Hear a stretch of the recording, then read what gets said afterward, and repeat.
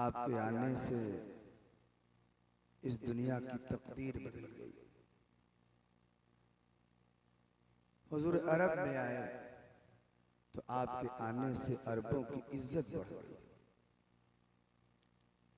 अरब एक ऐसा मुल्क है जहाँ खेतियां नहीं होती, सूखे पहाड़ हैं। वहाँ के लोग खाना बदोशों की जिंदगी गुजारते थे, सहराओं में रहते, बयाबानों में रहते, लड़ने भिड़ने वाली कौम थी। उनको तो काबा का तवाफ करने का भी तरीका मालूम नहीं था। ये अरब के लोग खाने काबा का तवाफ नंगे होकर करते थे, यानी खाने काबा का तवाफ करने से पहले कपड़ा उतार देते थे। एकदम मादरजाद अंधे होते, मादरजाद नंगे हो जाते, तब जाके खाना काबा का तवाफ करते। इतनी भी तमीज नहीं थी। मगर आज अरबों का हाल ये है कि वो दुनिया के मुक्तदा बन गए, पेशवा बन गए, हमारे सर के ताज बन गए। ये सदका है मोहम्मद रसूलुल्लाह सल्लल्लाहु तआला अलैहि वसल्लम का। हुजूर उनमें आए तो सारी दुनिया अरब की मोहताज हो गई, पर अरब को किसी का एहतियाज न रहा। जिसको तवाफ करना हो उसे अरब जाना होता है, जिसे उम्रा करना हो अरब जाना होता है, जिसे खाना काबा की ज़ियारत करनी हो उसे अरब जाना होता है, मुज़दलिफ़ा देखना हो, अरफात देखना हो, रमी जमार करनी हो, मसा में दौड़ना हो, जमजम पीना हो तो उसको अरब जाना पड़ता है। गोया सारी दुनिया अरब की मोहताज हो गई, मगर इन कामों के लिए अरब को कहीं जाना नहीं पड़ता, कहीं खिंचना नहीं पड़ता। ए अरब वालों, हमने अपना रसूल तुम्हारी दरमियान भेजकर हमने तुम्हारी इज्जत बढ़ा दी, हमने तुम्हारी शान बढ़ा दी, हमने तुम्हारा मर्तबा बढ़ा दिया कि अब तुम क़यामत तक के लिए पैगंबर के आने की बरकत से दुनिया के मुक़्तदा और दुनिया के पेशवा मुसलमानों में आए। हजरात, तो मुसलमानों अपनी किस्मत पे नाज करो। तुमको वो रसूल मिला जिस रसूल की उम्मत में पैदा होने के लिए अंबियाए किराम तमन्ना करते, अंबियाए किराम आरज़ू करते थे। इनके आने से मुसलमानों तुम्हारी किस्मत खुल गई, तुम्हारे गुनाहों के दाग और धब्बे मिट गए, तुम्हारी मुश्किलें आसान हो गई है। ये सदका है इसी पैगंबर का जो तुम्हारे दरमियान तशरीफ लाया। ऐ इंसानों, ये नबी तुम्हारे दरमियान आया। इंसान अशरफुल मखलूकात है।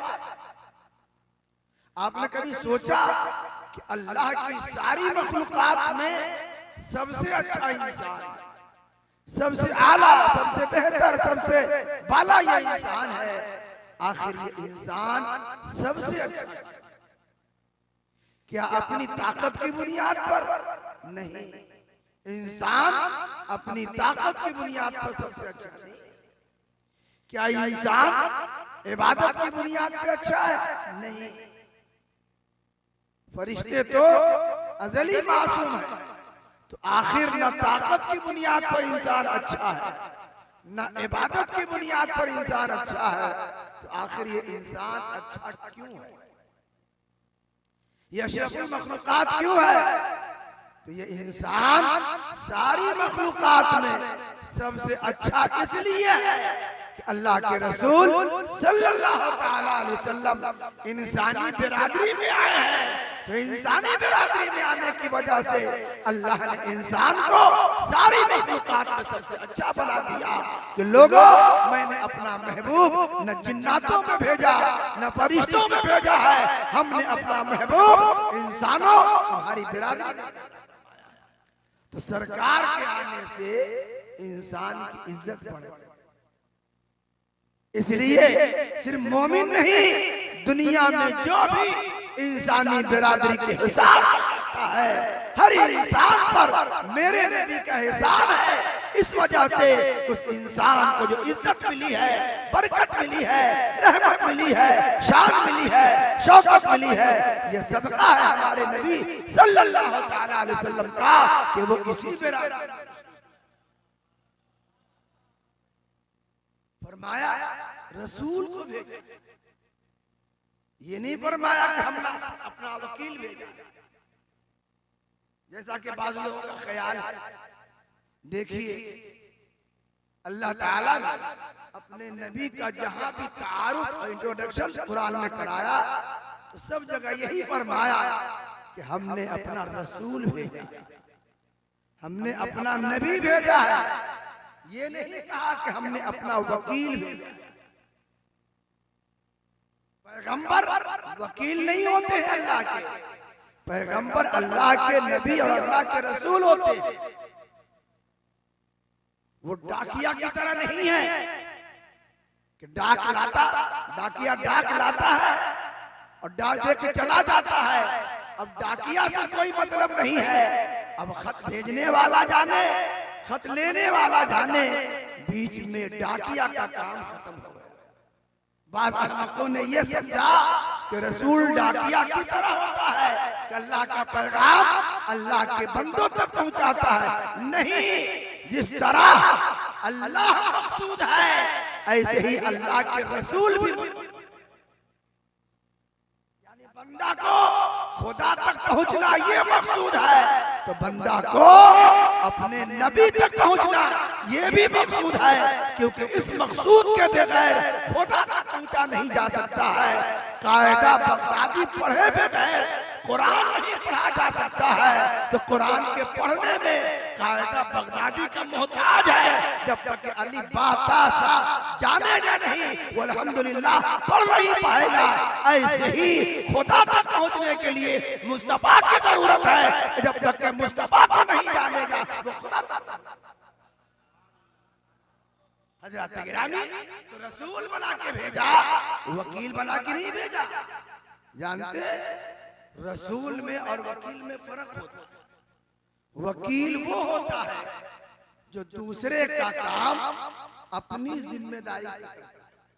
कोर्ट कचहरी पे जाता है और मुसलमान कोर्ट कचहरी ना जाए तो कहाँ जाए? वहां आप वकील ठीक करते हैं, फीस लेता है वकील।